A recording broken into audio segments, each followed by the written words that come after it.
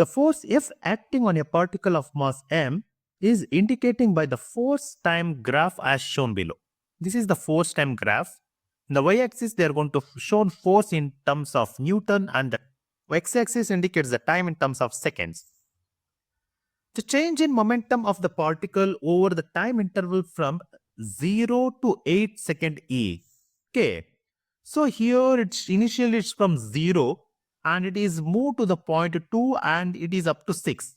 Then still it is inclined. Then I'm going to write the delta P is equal to, that is change in momentum is equal to, inclined is there up to the 2, that is 1 by 2 into, and point is up to the 2 into the height will go to the 6.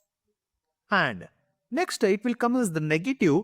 So that is a negative graph.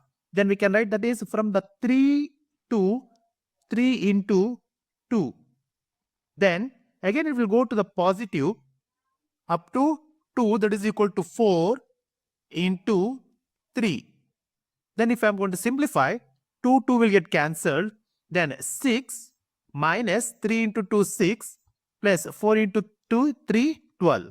Then 6 will get cancelled and answer is 12. So option 12 Newton second is the right answer.